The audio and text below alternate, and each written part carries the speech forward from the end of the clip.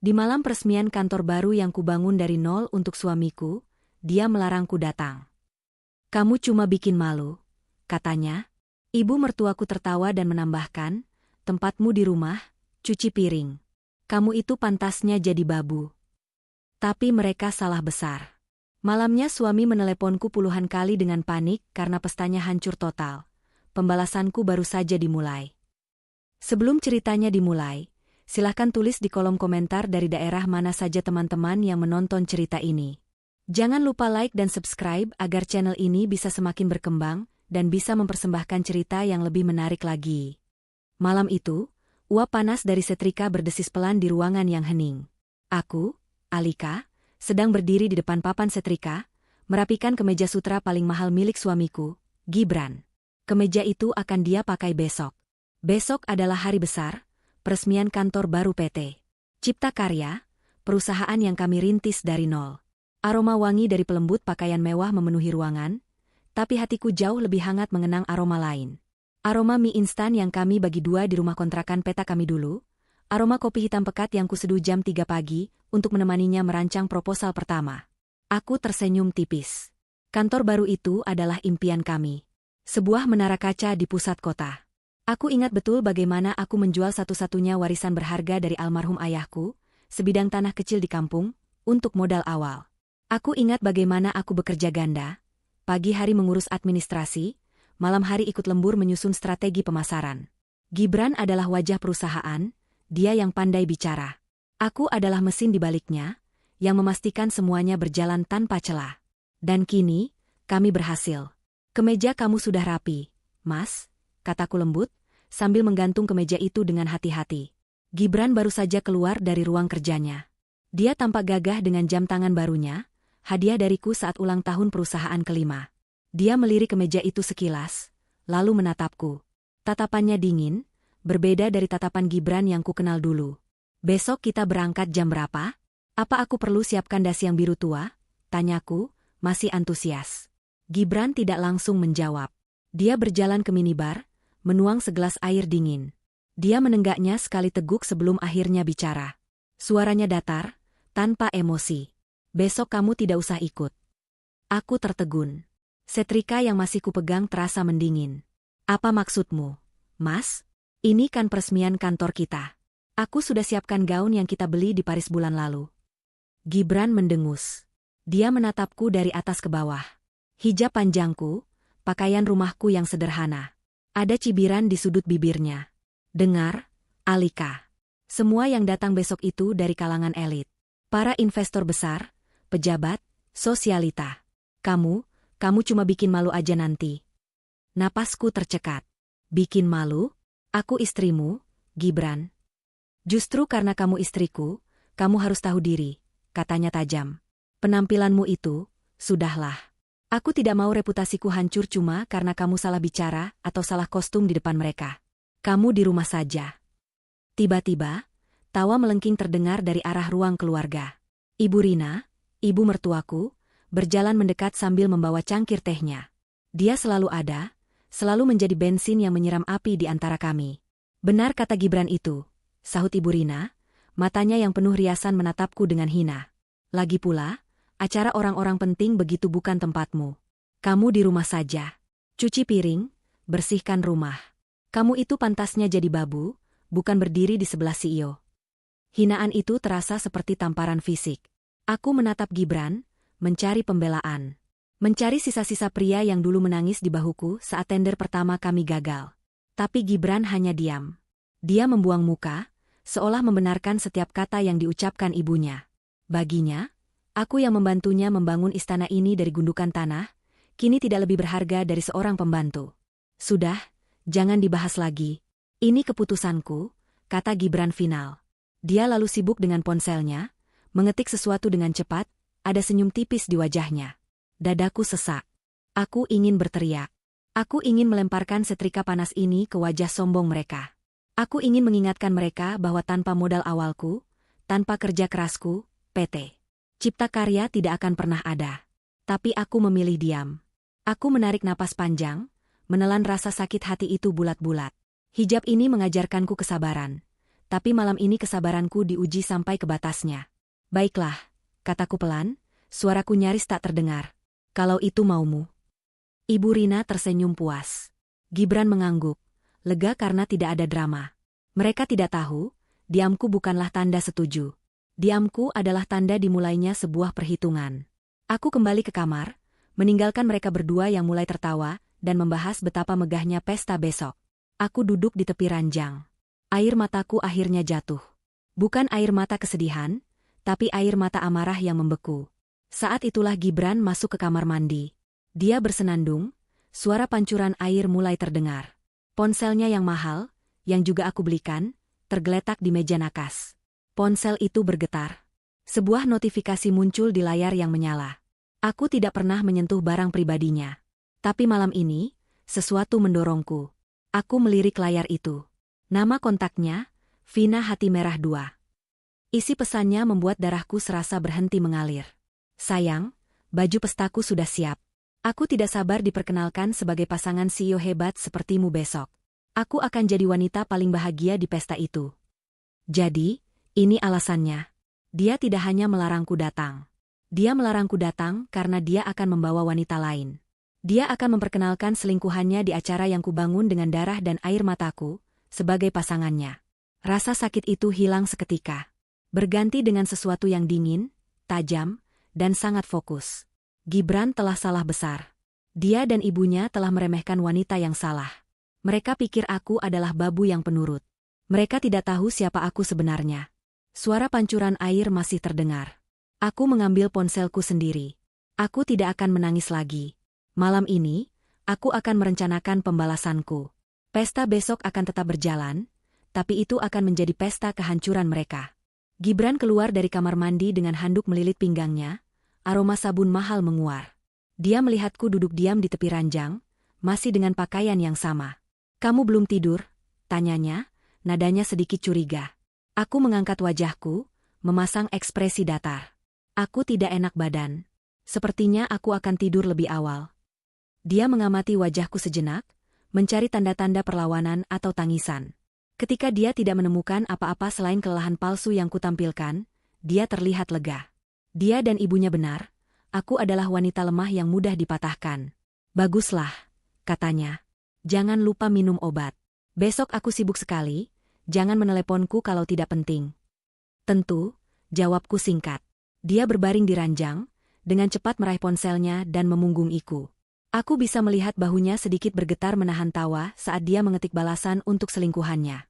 Dia pikir aku tidak tahu. Dia pikir aku bodoh. Aku menunggu. 1 jam. 2 jam. Hingga akhirnya dengkuran halus Gibran terdengar, disusul oleh keheningan total dari kamar Ibu Rina di seberang lorong. Rumah mewah yang kubeli dengan jerih payahku ini akhirnya terlelap, tidak menyadari badai yang akan datang. Aku bangkit dari ranjang tanpa suara. Aku tidak pergi ke kamar tidur tamu.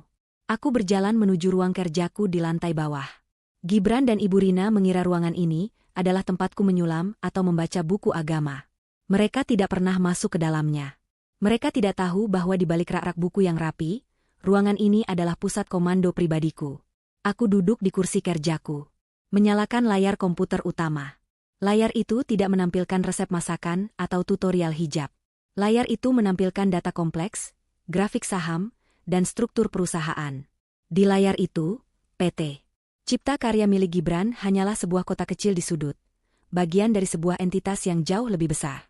Sebuah holding company bernama A Group. Dan di atas struktur organisasi A Group, hanya ada satu nama, Alika. Aku adalah pendiri dan pemilik tunggal A Group. Gibran tidak tahu. Dia pikir A Group adalah investor misterius dari luar negeri yang mempercayainya untuk memimpin anak perusahaan mereka di Indonesia. Dia tidak tahu bahwa investor itu tidur di sebelahnya setiap malam. Dia tidak tahu bahwa gaji CEO-nya, bonusnya, rumah ini, mobilnya, semua berasal dari kantongku. Kesabaranku telah habis. Malam ini, aku akan mengambil kembali apa yang menjadi milikku. Aku melakukan panggilan video pertama. Wajah seorang pria parubaya yang tenang namun tegas muncul di layar. Ini adalah Pak Anton, tangan kananku, Direktur Keuangan A Group yang sebenarnya. "Selamat malam, Ibu Alika. Maaf, ada masalah mendesak?" tanyanya, melihat jam di latarnya yang menunjukkan pukul 1 pagi. "Selamat malam, Pak Anton," kataku, suaraku dingin dan profesional. Suara CEO, bukan suara istri yang teraniaya. "Saya punya beberapa instruksi untuk besok pagi. Tepat pukul 6 pagi, saya mau Anda bekukan semua aset atas nama Gibran Ramadan." Pak Anton mengangkat alis, tapi dia tidak bertanya mengapa. Dia seorang profesional. "Semua aset, Bu? Termasuk rekening gajinya?" "Semua. Rekening pribadi, kartu kredit korporat tanpa batas yang dia pegang, akses dana operasional PT Cipta Karya. Blokir semuanya. Alihkan otoritas pencairan dana perusahaan kembali ke saya, efektif segera." "Baik, Bu. Akan saya laksanakan." "Ada lagi?" "Ada. Tim catering, event organizer, dan penyedia jasa keamanan untuk acara peresmian PT Cipta Karya besok. Saya mau semua pembayaran ditahan. Hubungi mereka satu persatu malam ini juga. Katakan ada masalah administrasi serius dari pihak holding company. Batalkan semua layanan." Pak Anton sedikit terkejut. "Dibatalkan, Bu? Tapi itu acara besar. Para tamu. Tamu-tamu itu adalah kolega saya, Pak Anton. Bukan kolega Gibran. Saya yang mengundang mereka atas nama A Group. Biarkan mereka datang. Saya ingin mereka melihat kekacauan itu dengan mata kepala mereka sendiri." Pak Anton mengangguk paham. "Siap, Ibu Alika. Semuanya akan beres sebelum matahari terbit." Panggilan pertama selesai. Aku beralih ke panggilan kedua. Kali ini ke Kepala Keamanan Gedung A Tower, gedung baru yang akan diresmikan itu. Gedung yang, tentu saja, juga milikku. "Selamat malam, Pak Kepala Keamanan," sapaku. "Ibu Alika. Selamat malam. Ada yang bisa kami bantu?" "Persiapan untuk acara besok sudah 90%, lapornya bangga. Ada perubahan rencana. Besok, tidak ada peresmian apapun. Acara atas nama PT Cipta Karya dibatalkan." Pria itu terdiam bingung. "Dibatalkan? Tapi, Bu, Pak Gibran?" "Pak Gibran bukan pemilik gedung ini. Saya pemiliknya. Perintah saya jelas. Tutup akses lift eksekutif menuju ballroom utama. Matikan pendingin udara dan sistem suara di area itu. Saya tidak mau ada satupun orang bisa masuk ke ballroom," tegasku. "Biarkan lobi utama tetap terbuka. Biarkan para tamu dan wartawan berkumpul di sana." "Siap, laksanakan, Ibu Alika." Panggilan kedua selesai. Roda pembalasan telah berputar. Langkah terakhir. Aku membuka aplikasi perjalanan. Aku tidak akan ada di rumah besok untuk mencuci piring. Aku memesan 1 tiket first class ke Bali untuk penerbangan paling pagi, pukul 5.30. Aku juga memesan private villa termewah di Uluwatu, dengan pemandangan langsung ke samudra. Semuanya kutagih ke rekening utamaku di A Group. Aku berkemas. Bukan koper besar. Hanya 1 tas kabin kecil. Isinya beberapa pakaian santai, laptop rahasiaku, dan dokumen-dokumen penting. Aku meletakkan tas itu di dekat pintu ruang kerjaku. Aku kembali ke kamar tidur. Gibran masih terlelap, mungkin sedang memimpikan Vina dan pesta kemenangannya. Aku memandangnya lama. Tidak ada lagi cinta yang tersisa. Hanya ada rasa jijik dan penyesalan karena telah mempercayai orang yang salah. Aku menyetel alarm di ponselku. Pukul 4 pagi. Aku berbaring di sebelah Gibran, menutup mataku. Mereka ingin aku menjadi babu. Besok, dari villa mewahku di tepi pantai, aku akan menunjukkan kepada mereka apa yang bisa dilakukan oleh babu ini. Aku akan menghancurkan istana pasir yang dia bangun di atas pengkhianatannya. Dan aku akan melakukannya sambil menikmati pijatan dan air kelapa muda. Pukul 4 pagi, alarm di ponselku bergetar pelan di bawah bantalku. Aku segera mematikannya, tidak membiarkan bunyinya membangunkan Gibran yang masih terlelap dalam kebohongan. Aku bangkit dari tempat tidur seperti bayangan, setiap gerakanku terukur dan senyap. Aku sudah mandi dan berganti pakaian di ruang kerjaku tadi. Hijab instan ku kenakan dengan cepat. Aku mengambil tas kabin kecilku yang sudah siap di dekat pintu ruang kerja. Aku berhenti sejenak di depan pintu kamar tidur utama, memandang Gibran. Wajahnya yang damai dalam tidur kini terlihat asing dan menjijikkan. Tanpa ragu, aku melangkah pergi. Aku tidak memesan taksi ke rumah. Gibran bisa saja melacaknya. Aku berjalan kaki beberapa blok, menyusuri jalanan komplek yang sepi dan gelap, hingga tiba di jalan raya utama. Dari sanalah aku menghentikan taksi biasa, membayarnya dengan uang tunai yang selalu kusiapkan untuk keadaan darurat. Sepanjang perjalanan ke bandara, aku menatap lampu-lampu kota yang mulai meredup menjelang fajar. Tidak ada air mata. Tidak ada keraguan. Yang ada hanya perasaan lega yang dingin, seolah sebuah beban berat yang telah kupikul bertahun-tahun akhirnya terlepas.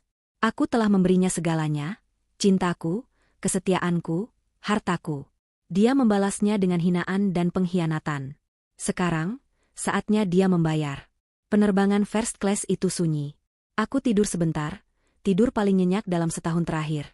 Saat pesawat mendarat di Bali, matahari baru saja mulai hangat. Udara pulau itu menyambutku dengan aroma garam dan bunga Kamboja. Sebuah mobil pribadi, yang telah diatur oleh asistenku di A-Group, sudah menungguku.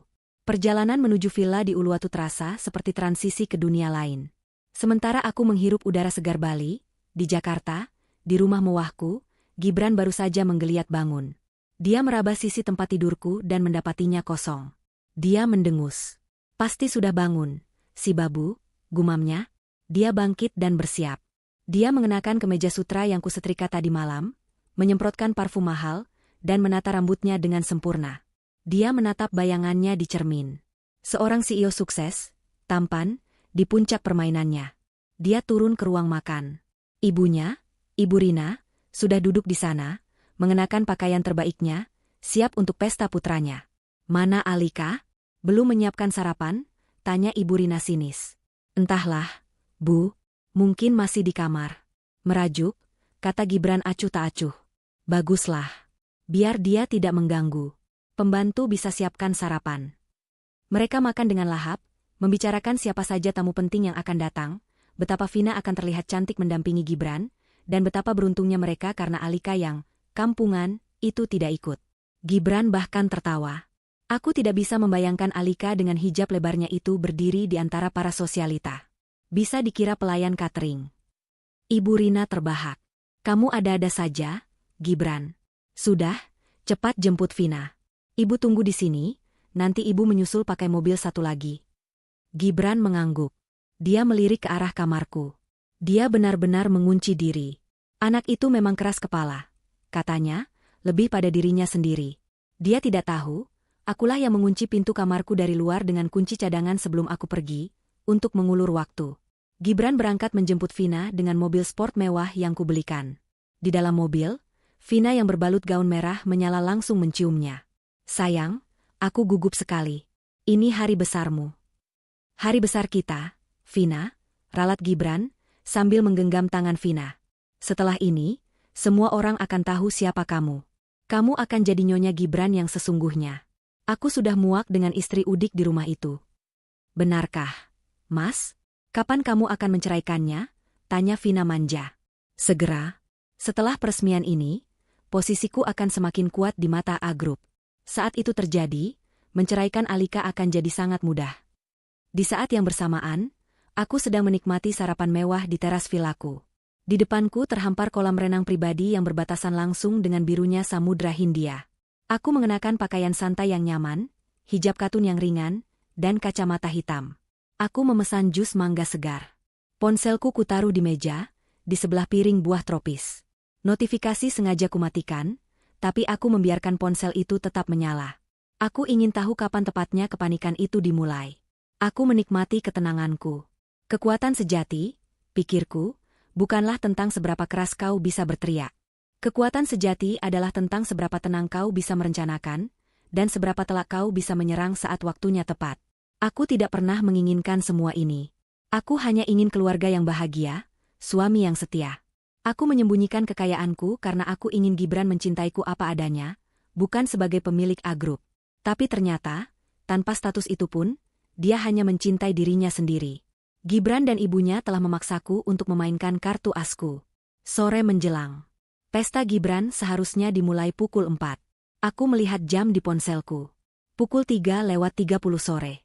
Aku sedang bersantai di kursi berjemur, mendengarkan debur ombak. Tepat pukul 3:45, ponselku bergetar. Sebuah panggilan masuk. Dari Gibran. Aku tersenyum. Pasti dia dan Vina baru saja akan memasuki lobi. Aku membiarkan panggilannya berdering beberapa kali sebelum mengangkatnya. Halo, sapaku, dengan nada sedikit mengantuk, seolah baru bangun tidur. Terdengar tawa Gibran di seberang sana. Tawa yang sombong dan penuh penghinaan. Halo, sayang. Ganggu tidur siangmu, ya? Aku cuma mau cek, jangan lupa cuci piring kotor di rumah ya, babu. Dia tertawa terbahak-bahak, dan aku bisa mendengar tawa Vina dan Ibu Rina di latar belakang. Sudah dulu ya, para tamu elitku sudah menunggu. Klik. Dia menutup telepon. Aku meletakkan ponselku kembali. Itu adalah tawa terakhirnya hari itu. Tawa terakhirnya sebagai seorang CEO. Aku menatap Cakrawala. Pertunjukan sesungguhnya baru saja akan dimulai. Gibran menutup telepon dari Alika dengan perasaan puas yang luar biasa. Dia, Vina, dan Ibu Rina melangkah keluar dari mobil di lobi utama A Tower. Puluhan fotografer dan wartawan yang telah diundang segera mengerubungi mereka. Kilatan lampu kamera menyambar-nyambar. Pak Gibran, selamat atas kantor barunya. Pak Gibran, siapa wanita cantik di samping Anda ini? Gibran tersenyum lebar, merangkul pinggang Vina dengan posesif. Ini Vina, rekan spesial saya, katanya, memberikan jawaban menggantung yang memancing spekulasi. Vina tersenyum malu-malu, sementara Ibu Rina berdiri dengan dagu terangkat, bangga luar biasa. Mereka berjalan di atas karpet merah yang seharusnya menuju pintu masuk yang megah. Tapi saat mereka tiba di depan pintu kaca otomatis yang besar, suasana mulai terasa aneh. Lobi itu megah, berlantaikan marmer impor yang berkilauan. Namun, lobi itu penuh sesak. Bukan penuh sesak oleh tamu yang menikmati minuman selamat datang, melainkan penuh sesak oleh tamu-tamu yang berdiri dalam kelompok-kelompok kecil, tampak bingung dan kesal. Musik instrumental yang seharusnya mengalun lembut tidak terdengar. Layar digital raksasa di belakang meja resepsionis, yang seharusnya menampilkan video selamat datang, Grand Opening PT Cipta Karya, hanya menampilkan layar hitam kosong. Ada apa ini? Tanya Ibu Rina, nadanya mulai jengkel. Kenapa tamunya dibiarkan menumpuk di lobi? Tidak profesional sekali. Gibran juga mulai merasa tidak nyaman. Dia melihat beberapa investor penting yang dia kenal sedang berbicara dengan nada tinggi kepada staf gedung. Mungkin ada sedikit masalah teknis, kata Gibran, mencoba menenangkan Vina yang mulai cemberut. Sayang, di mana minumannya? Aku haus, keluh Vina. Sabar. Kita langsung naik ke ballroom saja, putus Gibran. Dia berjalan dengan angkuh menuju barisan lift eksekutif yang terpisah. Lift ini khusus untuk jajaran direksi dan tamu VVIP, langsung menuju ballroom di lantai 50. Dia mengeluarkan kartu akses emasnya, kartu CEO. Dia menempelkan kartu itu ke sensor. Lampu sensor berkedip merah. Akses ditolak. Kening Gibran berkerut. Dia mencoba lagi. Bip. Akses ditolak. Lift sialan. Umpatnya pelan. Dia mencoba lift di sebelahnya. Hasilnya sama. Keringat dingin mulai muncul di pelipisnya. Gibran, ada apa? Tanya Ibu Rina, suaranya semakin keras, menarik perhatian beberapa tamu di dekatnya. Kenapa liftnya tidak terbuka? Kamu ini CEO-nya, kan? Panggil petugasnya. Gibran panik. Dia berbalik dan berteriak ke arah meja resepsionis. Petugas. Keamanan. Ada apa dengan lift ini? Seorang manajer gedung berseragam rapi, yang sejak tadi sibuk ditarik-tarik oleh para tamu, berlari kecil menghampiri Gibran. Wajahnya pucat dan penuh keringat. Pak Gibran, maaf, Pak. Ada masalah, katanya gugup. Masalah apa? Saya lihat masalahnya. Liftnya mati. Tamu saya menumpuk di lobi. Catering di mana? Musik di mana? Ini acara peresmian saya, sembur Gibran. Itu dia masalahnya, Pak. Manajer itu menelan ludah. Kami baru saja mendapat instruksi mendadak 1 jam yang lalu. Instruksi langsung dari holding company. Jantung Gibran berdebar kencang. Instruksi apa? Saya tidak memberi instruksi apa-apa. Instruksi untuk membatalkan semua fasilitas acara PT Cipta Karya, Pak, kata manajer itu lirih, seolah takut didengar. Semua layanan dibatalkan. Catering diminta putar balik di lobi barang. Tim audio-video diperintahkan untuk mengemasi peralatan mereka. Listrik dan pendingin udara di ballroom lantai 50 sudah dipadamkan. Dunia Gibran seakan runtuh dalam sekejap. Dibatalkan? Siapa yang berani membatalkan? Saya CEO-nya. A Group mempercayai saya. Perintahnya datang langsung dari Dewan Direksi Tertinggi A Group, Pak. Mereka bilang. Bilang apa? Bentak Gibran. Mereka bilang, Anda sudah tidak punya wewenang lagi, Pak. Suara manajer itu, Meskipun pelan, terdengar seperti ledakan bom di lobi yang mendadak hening. Para tamu dan wartawan yang berada dalam jangkauan pendengaran, terdiam. Lalu, bisik-bisik dimulai. Apa katanya? Tidak punya wewenang. Acaranya dibatalkan. Dia dipecat di hari peresmiannya. Kilatan lampu kamera kini bukan lagi memotret kesuksesan, tapi memotret skandal. Para wartawan merangsek maju, mikrofon teracung ke wajah Gibran yang pucat pasi. Pak Gibran, benarkah Anda dipecat? Siapa yang membatalkan acara ini? Apa yang sebenarnya terjadi dengan A Group? Vina, yang otaknya cepat memproses kata, tidak punya wewenang, langsung melepaskan rangkulannya di lengan Gibran. Wajahnya yang cantik berubah menjadi panik dan jijik. Dia mundur selangkah. Ibu Rina histeris. Kalian bohong. Ini pasti sabotase. Kalian semua iri dengan kesuksesan anak saya. Gibran, telepon atasanmu. Telepon investor itu. Gibran seperti robot. Tangannya gemetar hebat saat dia mengeluarkan ponselnya. Dia mencoba menelepon Pak Anton, yang dia pikir adalah direktur keuangannya. Panggilan itu langsung masuk ke kotak suara. Nomor yang Anda tuju sedang tidak aktif. Dia mencoba menelepon manajer banknya. Pak Gibran, maaf sekali. Saya baru dapat email. Semua kartu kredit korporat dan rekening perusahaan atas nama Anda dibekukan efektif 1 jam yang lalu. Ada audit mendadak dari holding. Dibekukan? Gibran mengulang kata itu seperti mantra orang linglung. Ini bukan kesalahan. Ini bukan sabotase biasa. Ini adalah serangan yang terencana, cepat, dan brutal. Seluruh fondasi hidupnya dicabut dalam hitungan menit. Dia melihat sekeliling lobi yang kacau. Para investor menatapnya dengan marah. Para wartawan memotretnya seperti binatang sirkus. Vina menatapnya seolah dia adalah kotoran. Hanya ada satu orang. Satu orang yang tidak ada di sini. Satu orang yang dia hina beberapa menit lalu. Alika. Dia tidak tahu kenapa, tapi instingnya mengatakan Alika tahu sesuatu. Mungkin Alika mengadu pada A Group? Tapi mengadu apa? Dengan tangan gemetar, dia mencari nama Alika di kontaknya. Dia menekan tombol panggil. Dia perlu melampiaskan kemarahannya. Dia perlu seseorang untuk disalahkan. Saat ponsel itu berdering di telinganya, manajer gedung yang malang itu mendekat lagi. Pak Gibran, maafkan saya. Saya harus memberitahu Anda ini. Apalagi? Teriak Gibran frustrasi. Perintah pembatalan ini ada surat resminya, baru saja terkirim ke email kami. Perintah ini ditandatangani secara digital oleh pemilik Saha Group. Siapa? Siapa namanya? Manajer itu menatap layar tabletnya. Atas nama, Ibu Alika. Ibu Alika, Hadinata. Gibran membeku. Nama itu, nama istrinya. Tapi, Hadinata, nama keluarga Alika? Dia bahkan tidak pernah peduli siapa nama keluarga istrinya. Alika? Bisiknya. Dia menatap ponsel di tangannya, yang masih berdering, mencoba terhubung ke Alika. Suara di seberang sana akhirnya terangkat. Halo? Suara Alika terdengar tenang, jauh, dan diiringi debur ombak. Suara Alika di seberang telepon terdengar begitu tenang. Terlalu tenang. Suara debur ombak yang menjadi musik latarnya terdengar seperti ejekan di telinga Gibran, yang kini berdiri di tengah lobi yang riuh oleh kekacauan. Alika. Gibran berteriak ke telepon, suaranya pecah dan histeris. Seluruh tubuhnya gemetar, antara amarah dan ketakutan yang luar biasa. Para wartawan semakin merangsek maju, mengabadikan setiap detik kehancurannya. Kamu di mana? Apa yang sudah kamu lakukan? Kenapa acaranya dibatalkan? Di seberang sana, di villa mewahnya di Bali, Alika menyesap jus mangganya pelan. Dia membetulkan posisi kacamata hitamnya, menatap lautan biru yang berkilauan. Loh, Mas? Kok teriak-teriak? Bukannya lagi pesta? Acaranya kan sudah mulai? Suaranya terdengar polos, pura-pura bingung. Jangan pura-pura bodoh, Alika, raung Gibran. Dia seperti singa yang terluka. Manajer gedung bilang, kamu yang membatalkan semuanya.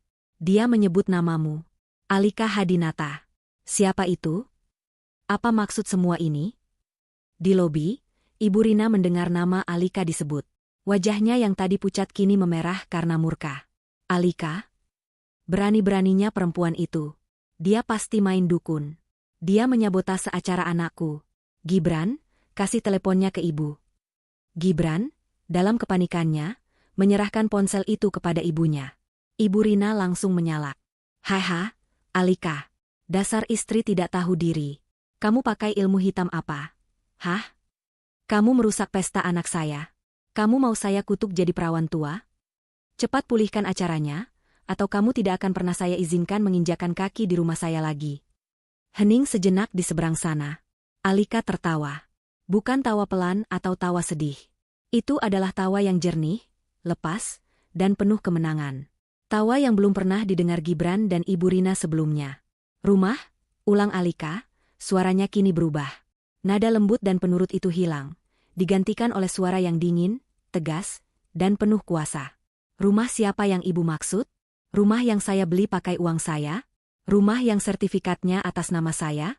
Oh, ibu tidak perlu khawatir. Ibu tidak akan pernah menginjakan kaki di rumah itu lagi. Ibu Rina tertegun. Apa maksudmu? Mas Gibran, kata Alika, mengambil alih pembicaraan. Gibran merebut kembali ponselnya. Manajer gedung itu tidak salah. Akulah yang membatalkan semuanya. Aku, Alika Hadinata, pendiri dan pemilik Tunggal A Group. Perusahaan yang kamu pimpin itu, PT Cipta Karya, hanyalah anak perusahaan kecil yang modal awalnya saja pakai uang hasil jual tanah warisan ayahku. Kamu hanya CEO boneka yang aku gaji, Gibran. Ponsel itu hampir terlepas dari genggaman Gibran. Darah serasa surut dari wajahnya, membuatnya terlihat seperti mayat hidup. Kamu bohong. Kamu. A Group itu investor dari Swiss. Kamu cuma istriku. Aku istrimu, potong Alika. Istri yang kamu sebut, bikin malu. Istri yang kamu bilang, pantasnya jadi babu. Istri yang kamu larang datang ke pestanya sendiri, karena kamu sibuk mau membawa selingkuhanmu, si Vina itu kan. Vina, yang namanya disebut, tersentak kaget. Dia tidak menyangka istri Gibran tahu. Bagaimana? Gibran tergagap. Kamu pikir aku bodoh, Gibran? Aku diam bukan berarti aku buta. Dan sekarang, permainanmu selesai. Gibran limbung. Dia hampir jatuh jika tidak berpegangan pada meja resepsionis. Ini tidak mungkin. Ini mimpi buruk. Alika, istrinya yang berhijab lebar, yang selalu menurut, yang dia anggap bodoh dan kampungan, adalah pemilik A Group? Pemilik gedung ini? Pemilik hidupnya? Alika. Sayang, ini pasti salah paham. Gibran mengubah nadanya seketika. Dari raungan singa menjadi rengekan anak kucing. Sayang, tolong jangan bercanda seperti ini. Para tamu melihatku. Ini reputasiku. Reputasimu?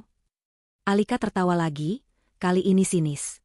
Reputasimu sudah hancur saat kamu memutuskan untuk mengkhianatiku. Saat kamu lebih memilih menuruti ibumu untuk menghinaku. Reputasimu selesai saat kamu mengirim pesan mesra pada Vina tadi malam. Kepanikan Gibran mencapai puncaknya. Dia tidak peduli lagi dengan para wartawan, para tamu, atau bahkan Vina dan ibunya. Dia harus memohon pada Alika. Sayang, aku mohon. Aku di mana? Kamu di mana? Aku akan ke sana sekarang. Aku akan minta maaf. Aku akan sujud di kakimu. Tolong, nyalakan lagi pestanya. Aku mohon, Alika. Oh, Mas. Maaf, kata Alika dengan nada ringan yang dibuat-buat. Aku lagi sibuk. Seperti kata ibu tadi pagi, aku lagi cuci piring. Alika, jangan begini. Ini tidak lucu. Tentu saja tidak lucu. Tapi ini sangat memuaskan, jawab Alika. Aku lagi di Bali, Mas. Menikmati pemandangan dari private villaku. Kamu tahu, piring-piring di Hotel Bintang 5 ini bersih sekali. Tidak seperti piring kotor yang kamu suruh aku cuci di rumah. Bali? Teriak Gibran, putus asa. Iya. Selamat menikmati kekacauanmu, Gibran. Oh, dan satu lagi. Semua kartu kreditmu sudah diblokir.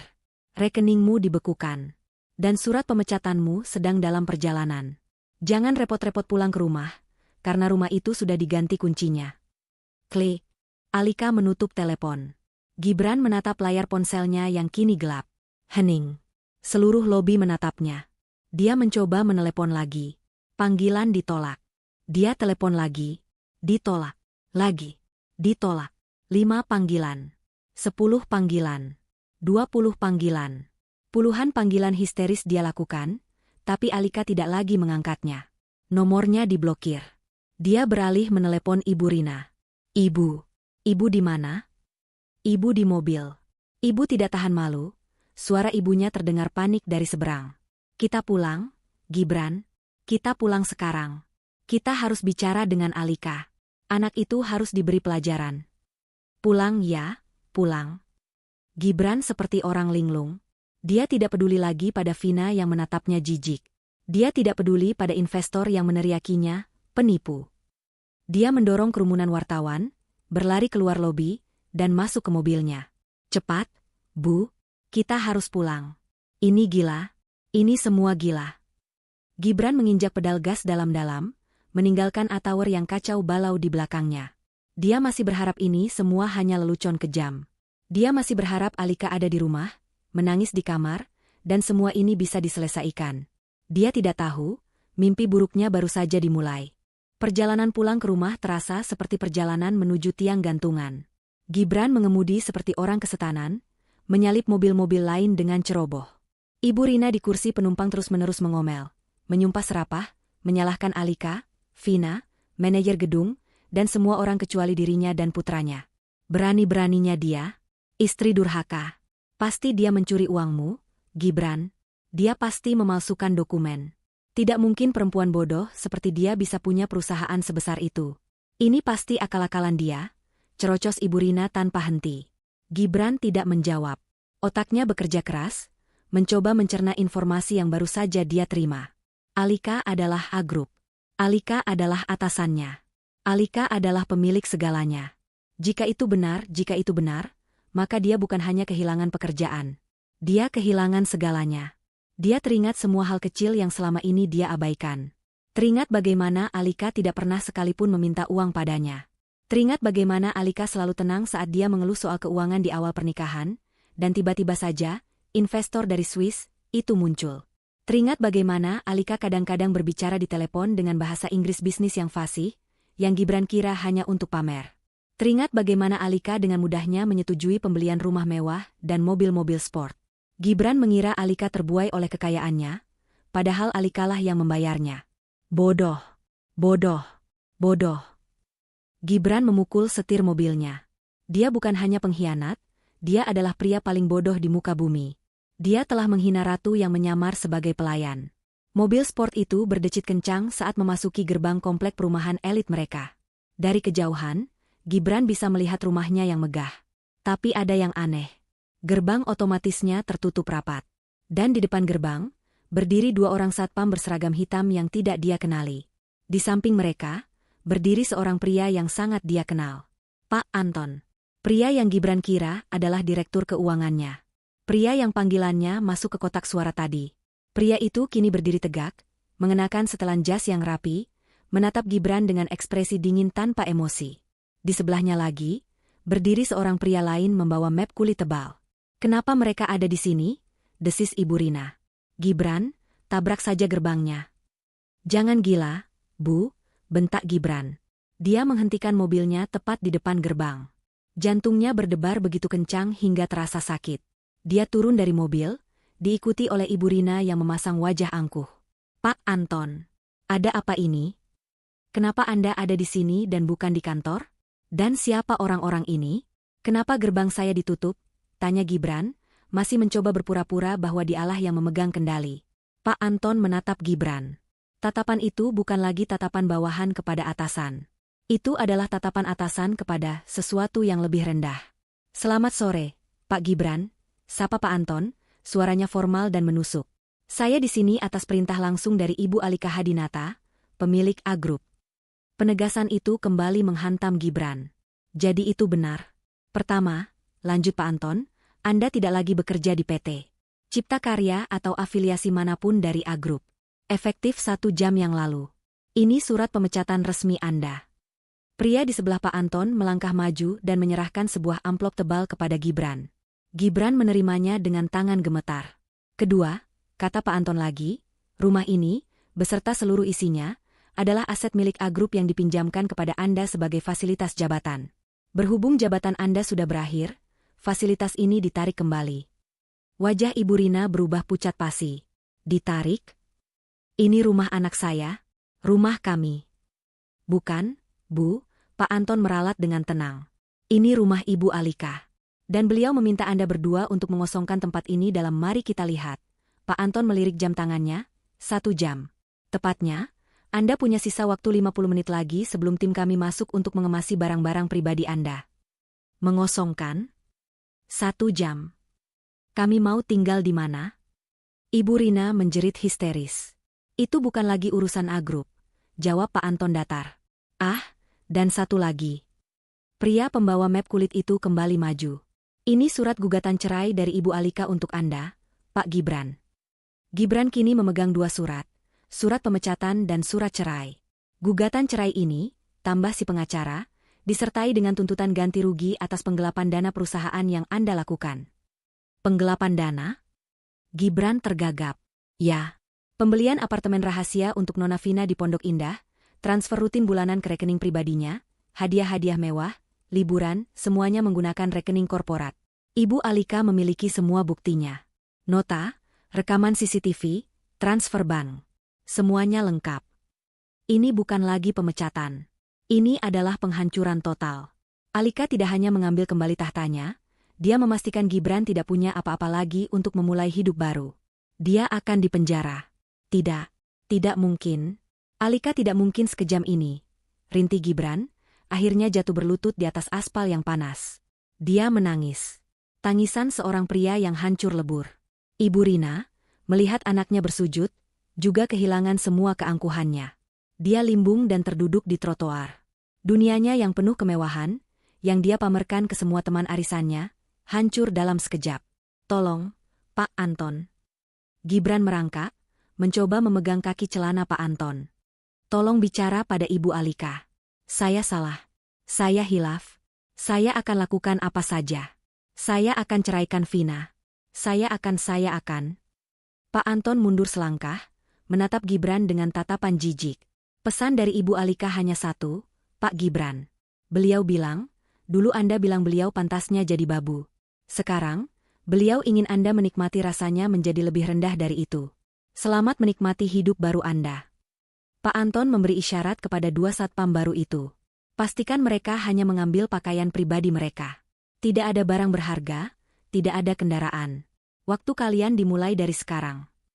Di lobi A-Tower, Vina yang kebingungan akhirnya berhasil mendapatkan taksi online. Dia menatap gedung yang kacau itu dengan kesal. Pria yang dia kira adalah tambang emasnya ternyata hanyalah seorang penipu. Saat taksi itu melaju, dia menerima notifikasi di ponselnya. Email dari bank.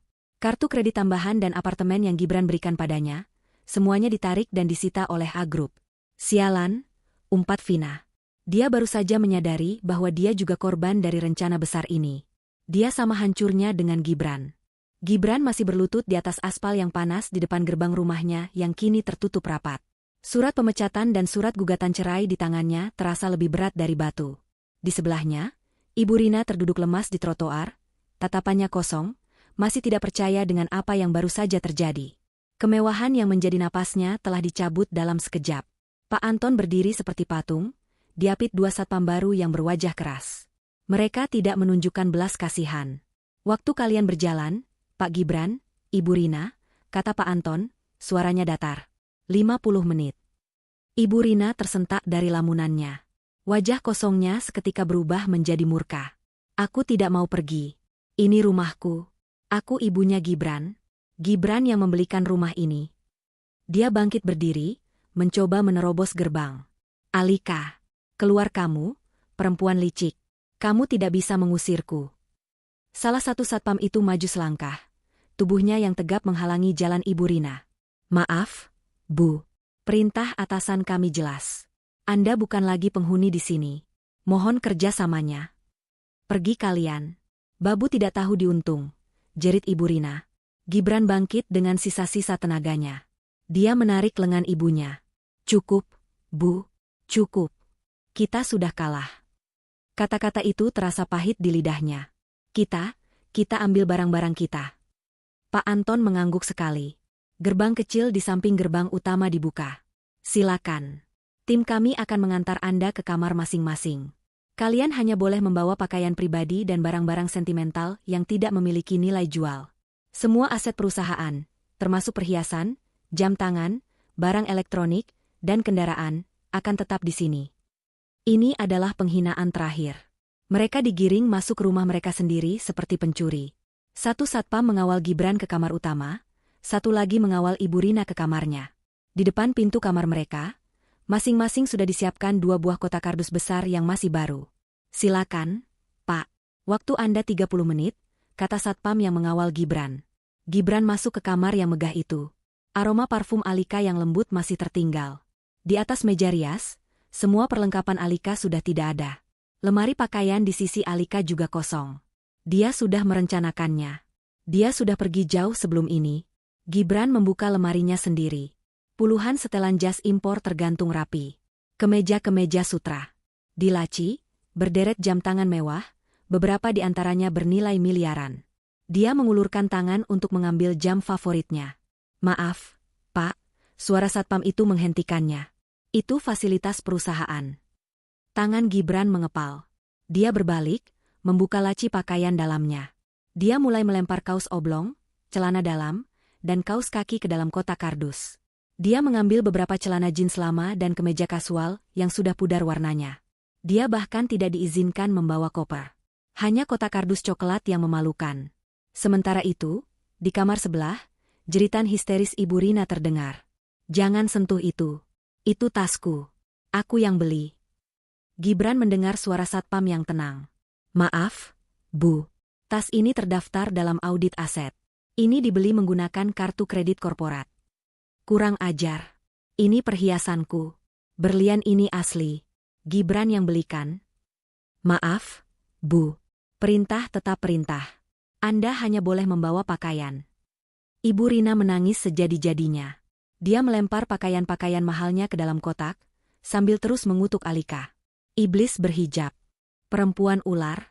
Aku tidak akan memaafkanmu, Alika. Aku akan menyumpahimu sampai 7 turunan. Gibran menutup matanya. Kutukan ibunya terdengar kosong. Mereka sudah tidak punya apa-apa lagi untuk dikutuk. Selesai mengemas, Gibran duduk di tepi ranjang. Dia melihat satu foto di meja nakas. Foto pernikahan mereka. Alika tersenyum begitu tulus, matanya berbinar bahagia. Dia terlihat cantik dalam balutan hijab pengantinnya. Gibran mengambil bingkai foto itu, hendak memasukkannya ke kotak. Foto itu juga tinggal, Pak, kata si satpam. Bingkainya terbuat dari perak murni.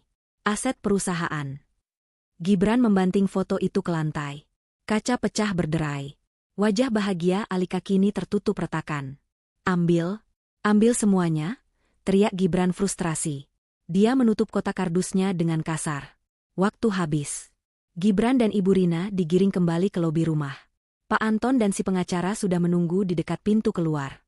Satu hal lagi, kata si pengacara. Ibu Alika, atas kebaikan hatinya, masih memikirkan nasib ibu Anda, Bu Rina. Ibu Rina mendongak, ada sedikit harapan di matanya. Ibu Alika sudah membayarkan uang sewa sebuah rumah kontrakan sederhana di daerah pinggir kota. Cukup untuk 6 bulan. Ini alamatnya, si pengacara menyerahkan secari kertas. Setelah 6 bulan, Ibu Rina diharapkan bisa mengurus dirinya sendiri. Rumah kontrakan, desis Ibu Rina. Setelah semua ini, dia memberiku rumah kontrakan? Penghinaan macam apa ini? Bagaimana dengan saya? Tanya Gibran pelan. Si pengacara menatap Gibran. Anda tidak ada dalam daftar, Pak Gibran. Ibu Alika merasa Anda, sebagai seorang pria, bisa mengurus diri Anda sendiri. Tamparan ini terasa lebih sakit daripada surat pemecatan. Alika masih berbelas kasihan pada ibu yang menghinanya, tapi tidak padanya. Alika sudah membuangnya. Benar-benar membuangnya. Sekarang, silakan keluar, kata Pak Anton. Gibran dan Ibu Rina berjalan keluar dari pintu rumah mereka untuk terakhir kalinya, masing-masing memeluk kotak kardus. Gerbang ditutup dan dikunci di belakang mereka. Suara klik dari kunci baru itu terdengar seperti vonis mati. Mereka kini resmi menjadi gelandangan. Mereka berdiri di trotoar yang sepi. Tidak ada mobil. Tidak ada sopir. Ponsel Gibran bergetar di sakunya.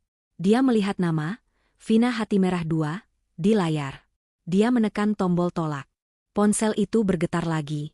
Vina menelepon lagi. Gibran menolaknya lagi. Sesaat kemudian, sebuah pesan teks masuk. Huruf kapital semua. Dasar penipu. Jadi kamu cuma CEO boneka? Pria miskin. Jangan pernah hubungi aku lagi. Semua kartu dan apartemenku disita gara-gara kamu. Kembalikan semua waktuku. Bajingan. Gibran membaca pesan itu dengan nanar. Inilah wanita yang dia puja. Wanita yang karenanya dia menghina istrinya sendiri. Siapa? Tanya Ibu Rina ketus. Vina, jawab Gibran kosong. Pelakor itu. Ibu Rina tiba-tiba meledak. Dia mencoba merebut ponsel Gibran. Ini semua gara-gara dia. Dia yang meracuni pikiranmu. Dia yang membuatmu melawan Alika. Gibran menatap ibunya. Wajah ibunya yang penuh amarah kini terlihat tua dan menyedihkan. Bukan, Bu, kata Gibran pelan, suaranya serak. Ini bukan gara-gara Vina. Ini gara-gara kita. Ibu Rina tertegun. Apa kamu bilang? Ini gara-gara kesombongan kita. Gara-gara kerakusan kita. Gara-gara kita tidak pernah bersyukur, kata Gibran. Gara-gara ibu menyebut Alika, Babu, dan aku membiarkannya. Itu adalah pengakuan pertama. Pengakuan yang terlambat. Ibu Rina tidak bisa menjawab. Mereka terdiam. Tidak ada yang bisa dikatakan lagi. Matahari mulai terbenam, mewarnai langit dengan warna oranye yang ironisnya indah. Mereka harus berjalan kaki. Dua orang yang tadinya adalah raja dan ratu, kini berjalan gontai keluar dari komplek mewah, memeluk kotak kardus berisi sisa-sisa hidup mereka. Saat mereka tiba di pos satpam utama untuk menunggu taksi, sebuah taksi online berhenti di seberang jalan, menurunkan penumpang. Gibran tidak sengaja melihat ke dalam taksi itu saat pintunya terbuka. Itu Vina. Dia pasti baru saja kembali ke apartemennya yang kini sudah disita. Vina juga melihat Gibran. Dia melihat Gibran yang berkeringat, kemejanya kusut, memeluk kotak kardus. Dia melihat Ibu Rina yang rambutnya acak-acakan. Matanya menyipit penuh kebencian. Taksi itu mulai melaju melewati mereka. Vina menurunkan kaca jendelanya. Dia tidak berkata apa-apa. Dia hanya meludah ke aspal, tepat di arah Gibran berdiri. Miskin, teriaknya. Lalu taksi itu melesat pergi, meninggalkan Gibran yang membeku di tempat. Dihina istri, dipecat, diusir, dikhianati selingkuhan. Dan sekarang, diludahi. Kehancurannya telah sempurna. Perjalanan menuju alamat baru mereka adalah siksaan panjang. Gibran berhasil mendapatkan taksi setelah menunggu hampir setengah jam, menahan malu di pos satpam. Sopir taksi menatap mereka dan kotak kardus mereka dengan curiga. Perjalanan itu membawa mereka semakin jauh dari pusat kota yang gemerlap, semakin jauh dari menara-menara kaca dan jalanan yang bersih. Mereka masuk ke area yang semakin padat, semakin kumuh, dan semakin bising. Ibu Rina tidak berhenti mengeluh. AC-nya tidak dingin. Taksi ini bau rokok. Kenapa jalannya lambat sekali? Kamu yakin alamat ini benar? Gibran? Alika pasti menjebak kita. Dia mengirim kita ke tempat pembuangan sampah. Gibran hanya diam, memalingkan wajah ke jendela. Dia tidak punya tenaga untuk berdebat. Setiap keluhan ibunya adalah pengingat akan kesalahannya sendiri. Dialah yang membuat mereka ada di sini. Setelah lebih dari 1 jam, taksi itu berhenti di depan sebuah gang sempit yang bahkan tidak bisa dimasuki mobil. Sudah sampai, Pak. Rumahnya di dalam gang itu, nomor 27, kata sopir taksi. Gibran membayar ongkos taksi dengan sisa uang tunai terakhir di dompetnya. Uangnya kini benar-benar habis. Ibu Rina menatap gang becek di depannya dengan ngeri. Tidak. Ibu tidak mau masuk ke sana. Itu bukan rumah. Itu sarang tikus. Gibran, ibu tidak mau. Kita tidak punya pilihan, Bu, bentak Gibran, rasa frustrasinya akhirnya meledak. Dia menarik kotak kardusnya keluar dari bagasi. Ibu mau tidur di jalan malam ini? Silakan. Saya akan masuk. Gibran melangkah masuk ke gang sempit itu, menyeret kotaknya. Ibu Rina, dengan air mata berlinang, terpaksa mengikutinya. Mereka menjadi tontonan warga setempat yang duduk-duduk di depan rumah mereka. Bisikan dan tawa kecil mengikuti langkah mereka. Rumah nomor 27 adalah sebuah rumah petak kecil di ujung gang. Ket dindingnya sudah mengelupas di mana-mana. Pagar besinya berkarat. Gibran membuka pintu yang tidak dikunci itu. Bau pengap dan lembab langsung menyergap hidung mereka. Rumah itu persis seperti yang Ibu Rina takutkan. Satu ruang tamu kecil yang hanya berisi 2 kursi kayu tua. 2 kamar tidur sempit yang hanya muat 1 kasur kapuk tipis di lantai. Dan 1 kamar mandi jongkok yang kotor. Tidak ada pendingin ruangan. Hanya ada 1 kipas angin langit-langit yang berdebu di ruang tamu. Ibu Rina menjatuhkan kotaknya. Dan dia mulai menjerit. Bukan jeritan marah, tapi jeritan putus asa yang melengking. Tidak, Aa. Aku tidak mau tinggal di sini. Panas. Bau. Kotor. Gibran, lakukan sesuatu. Telepon Alika. Suruh dia berhenti bersandiwara. Aku ibumu, Gibran. Suruh dia minta maaf padaku. Dia ambruk ke lantai yang kotor, menangis meraung-raung. Gibran bersandar di dinding yang lembab. Dia mengeluarkan ponselnya. Dia tahu ini sia-sia, tapi dia tetap mencobanya. Dia menelepon Alika. Nomor yang Anda tuju telah memblokir panggilan Anda. Dia mencoba menelepon Pak Anton. Diblokir. Dia mencoba menelepon kantor. Nomornya sudah tidak terdaftar. Nomor kita diblokir. Bu, katanya pelan. Tidak ada yang bisa kita hubungi. Ini rumah kita sekarang. Malam pertama adalah neraka. Panasnya minta ampun. Kipas angin itu hanya memutar udara pengap. Nyamuk berpesta di kulit mereka yang tidak terbiasa. Ibu Rina tidak berhenti menangis dan mengeluh sampai akhirnya tertidur, karena kelelahan di atas kasur kapuk yang keras. Gibran tidak bisa tidur. Dia duduk di ruang tamu yang gelap, ditemani suara cekcok tetangga sebelah dan raungan motor yang lewat di jalan raya. Dia lapar. Sejak sarapan mewah tadi pagi, yang terasa seperti sudah 1000 tahun lalu, mereka belum makan apa-apa. Dia memeriksa dompetnya. Kosong. Dia memeriksa aplikasi bank di ponselnya.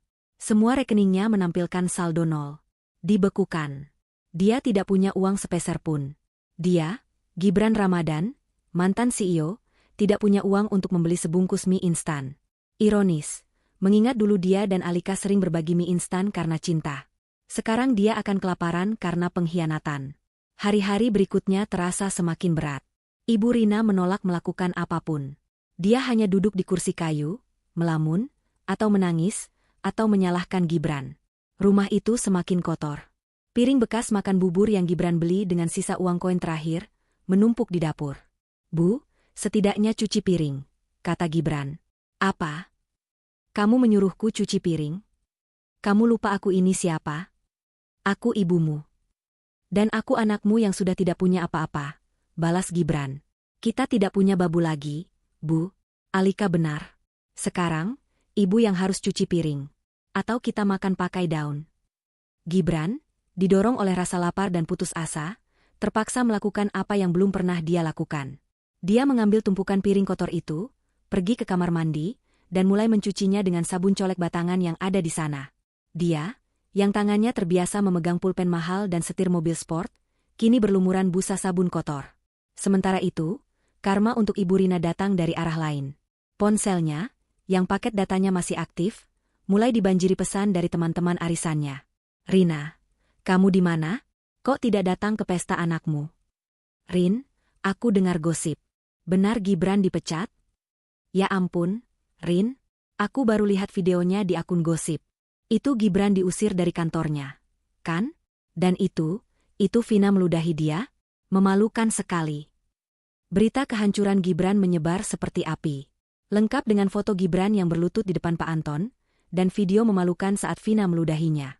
Nama Ibu Rina, yang selalu sombong dan pamer, kini menjadi bahan tertawaan. Dia dikeluarkan dari grup WhatsApp arisan mewahnya. Teman-teman sosialitanya memblokir nomornya. Dia terisolasi. Putus asa karena tidak punya uang, Ibu Rina teringat sesuatu. Dia masih punya harta karunnya. Perhiasan dan tas yang ada di dalam dompetnya saat dia diusir. Itu tidak banyak, tapi cukup untuk bertahan hidup. Gibran, antar ibu ke toko emas, katanya suatu hari. Dengan sisa tenaga, Gibran menemaninya berjalan kaki ke pasar terdekat. Ibu Rina, dengan sisa keangkuhannya, masuk ke sebuah toko emas kecil. Dia mengeluarkan kalung berlian yang selalu dia banggakan. Koko, saya mau jual ini. Ini berlian asli, lihat. Harganya pasti mahal. Pemilik toko emas itu mengambil kalung itu, mengamatinya dengan kaca pembesar, lalu menggoreskannya ke sebuah batu. Dia menggelengkan kepala. Maaf, Bu. Ini palsu. Kaca ini, cubik zirconia, kualitas paling rendah. Palsu. Ibu Rina memekik. Tidak mungkin. Anak saya yang belikan. Harganya ratusan juta. Kamu pasti mau menipu saya. Coba cek yang lain, kata Gibran. Ibu Rina mengeluarkan cincin dan anting-antingnya. Pemilik toko memeriksanya satu persatu. Palsu. Ini juga palsu. Semuanya imitasi, Bu. Ibu Rina menoleh ke Gibran, matanya menuntut penjelasan. Gibran? Gibran tidak bisa menatap mata ibunya. Dia malu setengah mati. Itu benar. Dia membelikan ibunya perhiasan palsu dan tas KW super. Dia terlalu pelit untuk membelikan ibunya barang asli, karena semua uang perusahaan yang dia curi, dia habiskan untuk Vina. Apartemen Vina asli. Mobil Vina asli. Perhiasan Vina asli. Tapi untuk ibunya sendiri, dia berikan yang palsu. Kenyataan itu menghantam Ibu Rina seperti kereta barang. Dia bukan hanya kehilangan status. Dia menyadari bahwa dia bahkan tidak pernah benar-benar memilikinya. Dia hanyalah pajangan palsu, sama seperti perhiasannya. Dia ditipu oleh anaknya sendiri. Gibran, kamu? Ibu Rina tidak bisa melanjutkan kata-katanya. Pandangannya kabur. Rasa malu, amarah, dan kesadaran bahwa dia telah menghina wanita tulus seperti Alika demi kebanggaan palsu yang diberikan putranya, semuanya terlalu berat. Dia ambruk. Pingsan di tengah lantai pasar yang kotor dan becek. Gibran panik. Ibu. Ibu. Bangun, Bu. Tolong. Tolong. Karma si ibu mertua telah tiba. Dia yang dulu menghina Alika pantas jadi babu, kini pingsan di pasar kumuh, dikelilingi barang-barang palsu, tanpa memiliki apa-apa selain kehinaan.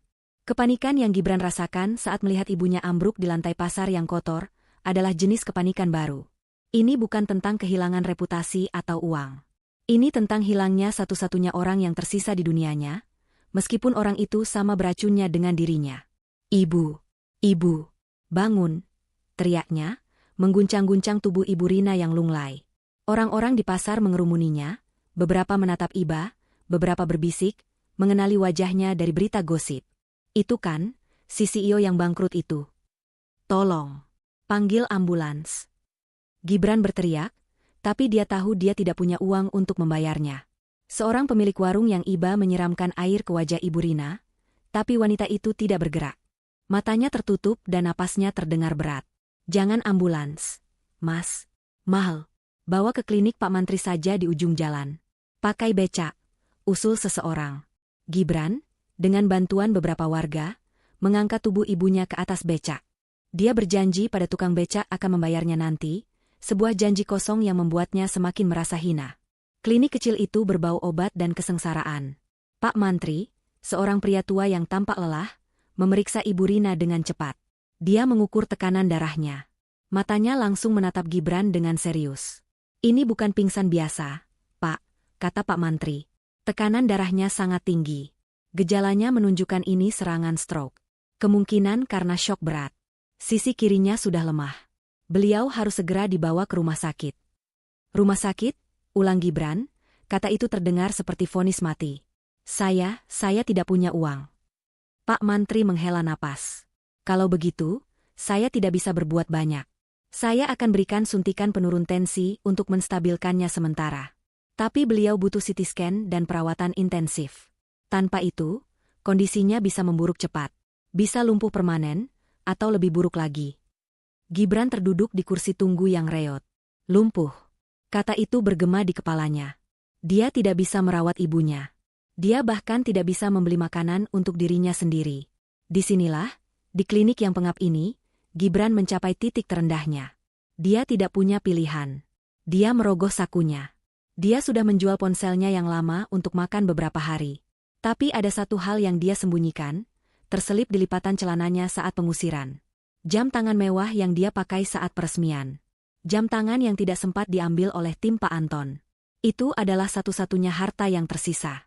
Dia berlari keluar, meninggalkan ibunya yang terbaring tak sadar. Dia berlari kembali ke pasar, mencari toko yang mau membeli jam tangan bekas. Dia tahu harga jam itu miliaran. Tapi dia tidak dalam posisi untuk menawar. Dia hanya butuh uang tunai, sekarang juga. Pemilik toko jam di pasar itu menatap Gibran, lalu menatap jam di tangannya. Dia mengenali Gibran. Dia tersenyum licik. Barang bagus, Pak Gibran, tapi sayang, lagi sepi.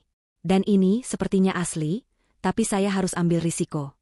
Saya tawarkan 5 juta. 5 juta? Gibran murka. Jam ini harganya 3 miliar. Anda gila?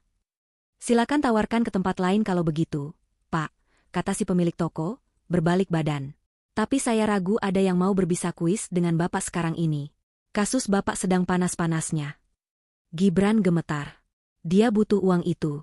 Dia benci pemilik toko itu, tapi dia lebih benci dirinya sendiri. Baik, desisnya. 5 juta. Tunai. Uang 5 juta rupiah kini terasa seperti debu di tangannya. Padahal beberapa hari lalu dia bisa menghabiskan ratusan juta untuk Vina dalam satu malam. Dia kembali ke klinik, membayar biaya administrasi dan suntikan, lalu membayar tukang becak. Dia masih punya sisa.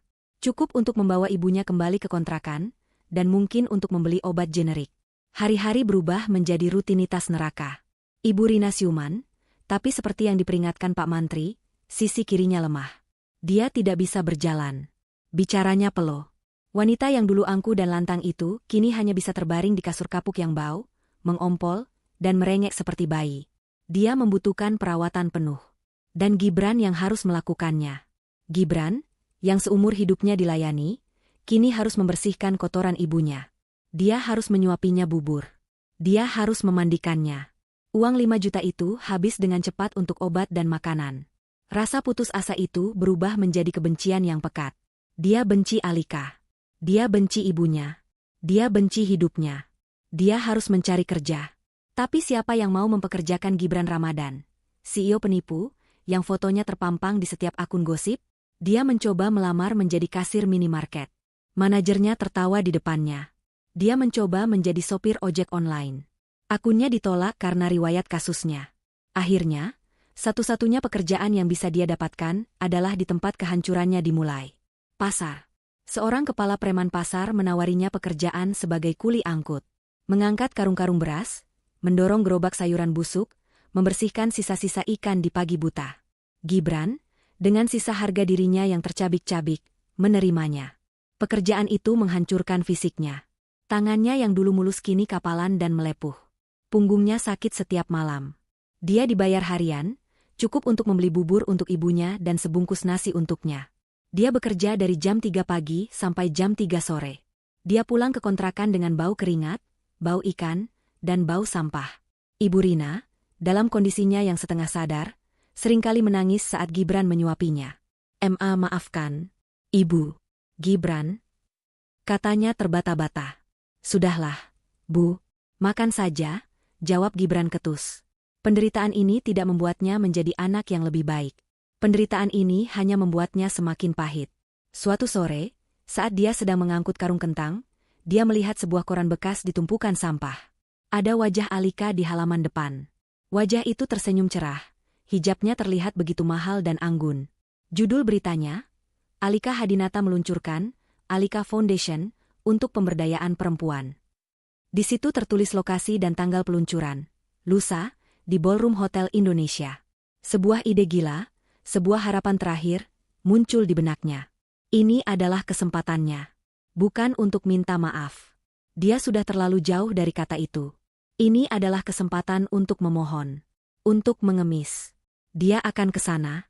Dia akan menemui Alika. Dia akan bersujud di depannya di depan semua orang. Dia tidak peduli lagi dengan harga diri. Dia hanya ingin uang. Dia hanya ingin keluar dari neraka ini. Dia akan membuat perhitungan terakhir dengan istrinya. Pertemuan terakhir yang akan menentukan nasibnya.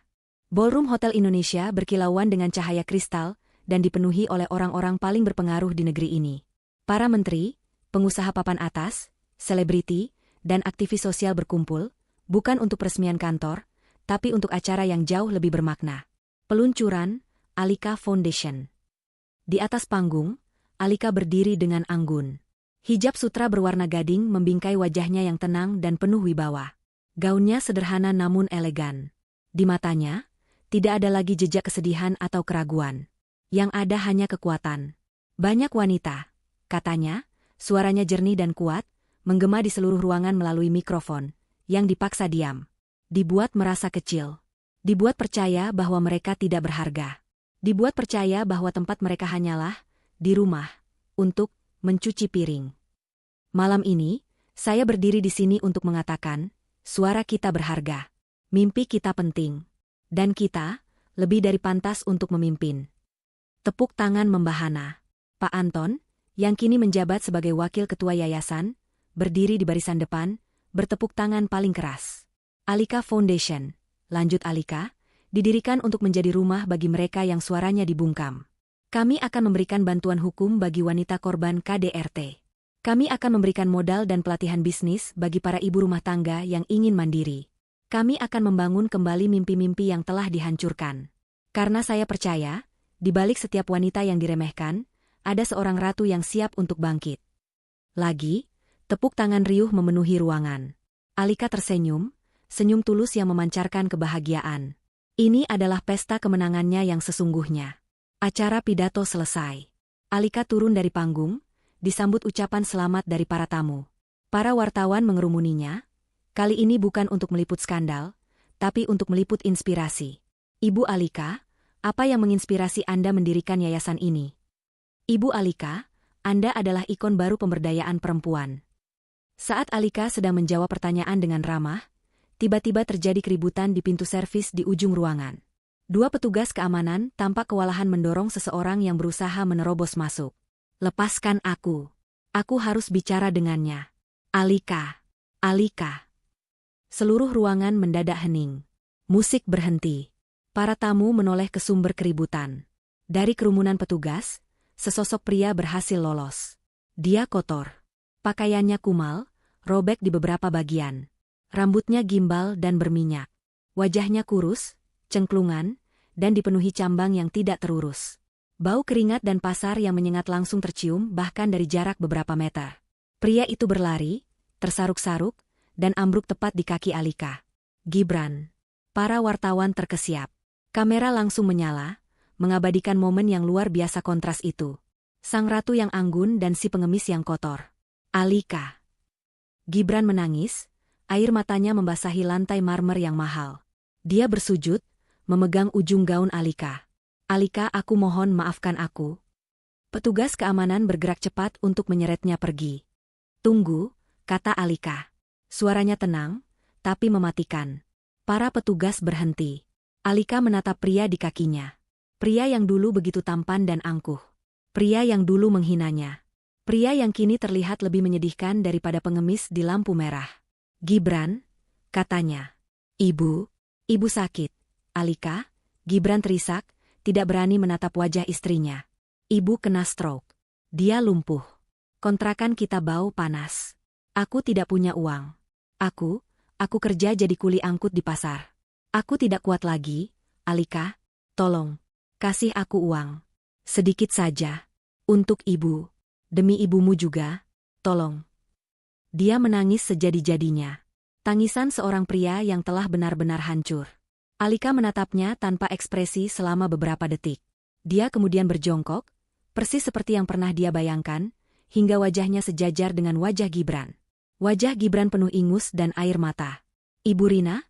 Tanya Alika pelan, tapi mikrofon kecil di gaunnya menangkap setiap kata. Ibu yang bilang aku pantasnya jadi babu? Ibu yang tertawa saat kamu melarangku datang ke pestaku sendiri? Ibu yang menyuruhku cuci piring? Gibran gemetar. Dia sudah dapat karmanya, Alika. Dia sudah dihukum. Tolong kasihanilah dia. Alika tersenyum tipis. Senyum yang sangat dingin. Dan kamu, Gibran? Kamu yang bilang aku bikin malu. Kamu yang bilang aku udik dan kampungan. Kamu yang membawa selingkuhanmu ke acara yang kubangun dengan darahku. Dia berdiri tegak, menjulang di atas Gibran yang masih bersujud. Dulu, kamu bilang aku bikin malu di depan tamu elitmu. Sekarang, lihat dirimu. Di depan semua tamu elitku, siapa yang sedang mengemis di lantai seperti sampah? Siapa yang bikin malu sekarang? Gibran tidak bisa menjawab. Dia hanya bisa menangis. Alika menarik napas. Dia berbalik ke arah Pak Anton. Pak Anton. Sesuai rencana kita. Pak Anton mengangguk. Dia melangkah maju. Pak Gibran. Ibu Alika, atas dasar kemanusiaan, sudah melunasi biaya sewa kontrakan Ibu Rina selama 1 tahun ke depan. Beliau juga sudah mengatur agar ada seorang perawat lansia yang datang 2 kali sehari untuk merawat Ibu Rina. Biaya obat-obatan dasar juga sudah ditanggung. Mata Gibran terbelalak penuh harapan. Uang? Jadi, Alika, kamu memaafkanku? Kita bisa? Saya melakukan itu, potong Alika, suaranya kembali menggelegar. bukan untukmu. Dan bukan untuknya. Saya melakukannya karena agama saya melarang saya membiarkan orang lain menderita, sekalipun dia adalah musuh yang telah menghinaku. Kewajiban saya sebagai manusia selesai sampai di situ. Harapan di wajah Gibran padam. Adapun kamu, Gibran? Alika menatapnya. Kamu masih muda. Kamu masih sehat. Kamu masih kuat untuk mengangkat karung di pasar. Dulu kamu menghina pekerjaanku yang tidak terlihat. Sekarang, nikmati pekerjaanmu yang dilihat semua orang. Dia berbalik membelakangi Gibran. Keamanan, katanya tegas. Tolong antarkan, Pak, Gibran ini keluar dari acaraku. Pastikan dia tidak pernah lagi muncul di hadapanku. Tidak. Alika. Jangan. Kasih aku kesempatan kedua. Alika. Aku masih suamimu. Gibran berteriak panik saat petugas keamanan yang sigap mengangkat tubuhnya. Alika berhenti, tapi tidak berbalik. Oh, aku lupa, katanya. Akta cerai kita sudah terbit sejak minggu lalu, Gibran. Kita sudah bukan siapa-siapa. Itu adalah paku terakhir di peti mati Gibran. Dia diseret keluar ballroom, berteriak, meronta, memanggil nama Alika. Pintu ballroom yang besar dan mewah itu ditutup dengan pelan di depannya, membungkam teriakannya. Di dalam, Alika kembali menghadap para tamunya yang terdiam. Dia tersenyum tenang. Maafkan saya atas gangguan kecil tadi, katanya. Itu adalah contoh nyata, mengapa yayasan ini perlu ada. Mari kita lanjutkan. Masih banyak wanita hebat di luar sana yang menunggu untuk kita bantu. Tepuk tangan yang meledak setelah itu jauh lebih gemuruh dari sebelumnya. Para tamu tidak hanya melihat seorang filantropis. Mereka baru saja melihat seorang ratu yang mengambil kembali tahtanya dengan keadilan yang setimpal. Beberapa bulan kemudian, Alika berdiri di balkon kantor barunya di lantai teratas A-Tower, menatap matahari terbenam yang membanjiri Jakarta dengan cahaya keemasan. Yayasan miliknya sukses besar. Perusahaannya semakin maju. Dia akhirnya menemukan kedamaian. Jauh di bawah sana, di sebuah pasar yang becek, seorang pria kurus dengan tatapan kosong sedang mendorong gerobak berisi sisa-sisa sayuran busuk. Dia berhenti sejenak untuk mengelap keringat. Matanya menangkap selembar koran bekas yang terinjak-injak di lumpur. Ada foto Alika di sana, tersenyum, menerima penghargaan sebagai wanita paling berpengaruh tahun ini. Gibran menatap foto itu lama. Tidak ada lagi air mata. Hanya ada kehampaan yang abadi. Dia meludah ke tanah, lalu dengan marah menendang gerobaknya, dan terus mendorongnya ke dalam kegelapan malam. Karmanya telah lunas terbayar.